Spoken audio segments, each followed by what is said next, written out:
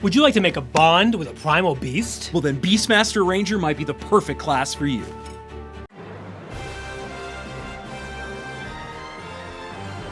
What's going on, YouTube? I'm the Mind Flayer Slayer. And I'm Dr. DM, and today we are continuing our coverage of the Ranger and its 4 subclasses. We are on to the Beastmaster, one of my favorites, I think, and we're going to go through every single level that this gets ability, starting at level 3, let you know how they compare from the 2014 to 2024 Player's Handbook, and stick around, because at the very end, we're going to give you our tier ranking for this class to see if it's good for your game. At level 3, we're starting with Primal Companion. You magically summon a primal beast, which draws strength from your bond with nature.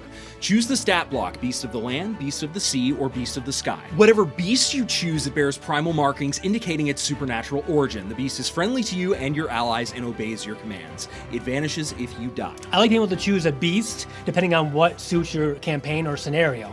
Like an owlbear. Everyone wants an owlbear. Sure, because you can make it look like whatever you want. So that's pretty cool. In addition, let's talk about now how the beast works in combat. So in combat, the beast acts during your turn, which is good. You don't have to roll initiative again for this beast and figure out when it goes. It just goes during your turn. I'm so glad that they made this change because, like, we were house ruling it that way. Yeah. I was just like, if you have a familiar, it just goes during your turn. Right. Just easier for everybody. It really is. Including the DM who, it honestly needs the most so support much for this tracking. kind of stuff. Yeah. So it can move and use its reaction on its own, but the only action it can take is the dodge action unless you take a bonus action to command it to do some other action in stat block, such as attacking, right? And you can also sacrifice one of your attacks when you take the attack action to command the beast to take the beast strike action. If you have the incapacitated condition, the beast acts on its own and isn't limited to the dodge action, which is pretty cool. If That's you're down, really cool. The beast is, like, you have like a second character almost if you go down. Your beast still is in it, fighting in your place. And it feels good, like it's supporting you the way that if your animal companion saw you fall, they're not just gonna be like, oh, I can only dodge now. I don't know. No, that's really cool. Yeah. Now, I will say there's a little bit of conflict here with the bonus action because the Ranger is tied completely, almost completely, to Hunter's Mark. So here you either do Hunter's Mark or you make your beast do something. So there's a little bit of conflict there, which I'm not too big of a fan of. Although, to be fair, you're activating your Hunter's Mark and then you're concentrating on it. So you only have to make a change when the creature dies, where you have to recast that Hunter's Mark. That's true. In addition, you can also use the attack action to use a beast strike. So if you have your extra attack, you can still do the bonus action and then attack. So yeah, restoring or replacing the beast. If the beast has died within the last hour, you can take a magic action to touch it and expend a spell slot. The beast returns to life after 1 minute with all its hit points restored. Okay, that's a huge HP buffer. Somebody, you're in the middle of a dungeon crawl, you're like, my beast is back, my beast is back, my beast is back. Yeah, whenever you finish a long rest, you can summon a different primal beast, which appears in an unoccupied space within 5 feet of you. You choose its stat block and appearance. If you already have a beast from this feature and the old one vanishes when the new one is going to appear. I also like this too because you could really flavor it so that you have different animals, companions, and they all have their own different personality, or you could flavor it so that it's one. And it's like the same mind through different creatures, which I think could be really fun to try either of those options out. It's almost like a Pokemon. Come back, Blastoise, let's go Charizard! Level 7, you are getting exceptional training. When you take a bonus action to command your primal companion beast to take an action, you can also command it to take the dash, disengage, dodge, or help action using a bonus action. In addition, whenever it hits with an attack roll and deals damage, it can deal your choice of force damage or its normal damage type. As we all know, force. Yeah, force damage is the least resisted type of damage in all of D&D. So this is an incredibly big boon. Yeah, and it's almost like giving it a magical attack, right? Absolutely. So it doesn't get hindered by beasts or other fiends that have certain resistances to regular bludgeoning, piercing, slashing. In addition, I think using a bonus action to then also give the help action to give somebody like advantage or like get somebody up, your beast is going to be doing everything. It's pretty busted. Yeah, that's a good variety of situational utility and power, I think, coming from the beast. 100%. Okay, and let's talk about now level 11, you get Bestial Fury.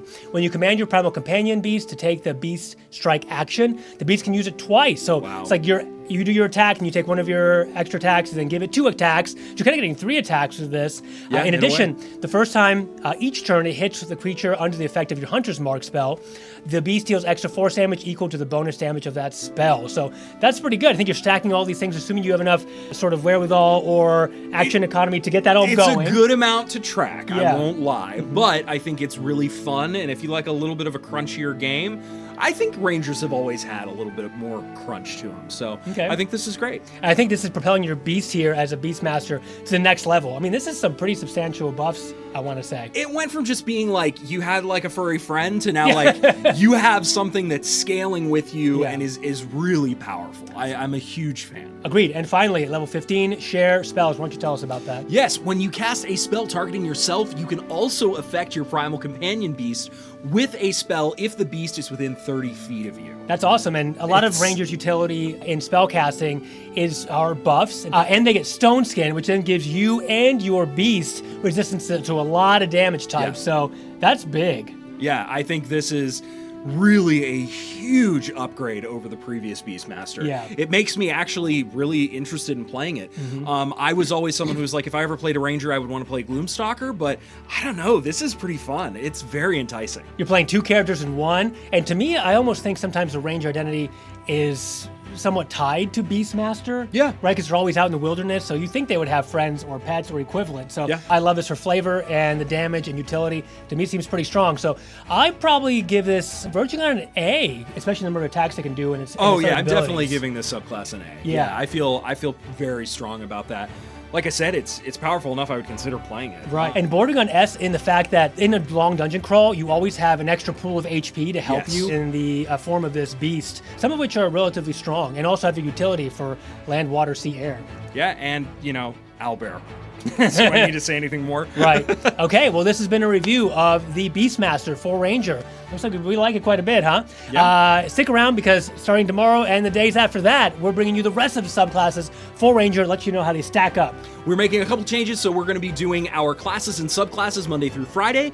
On Saturdays, we're going to be bringing you another D&D Player's Handbook coverage of like a top 5 spells, something like that. And then on Sunday, our regular content, which is our campaigns. We'd love for you to check those out. We're going to let those take the forefront on Sundays as they normally do. All right, if you like what we're doing here, please don't forget to beast strike that like button and subscribe. Ring And that also- notification bell. And also, we are proud members of the FanRoll affiliate program. So go to fanrolldice.com, get yourself some shiny math rocks, and type in GG10 at checkout, which will give you 10% off your entire order, and it'll give us a little bit kickback to help support the channel. Thank you so much for watching. Please continue to engage in the comments below. We love chatting with you all, and we will see you next time. All right, see you, friends of the beasts.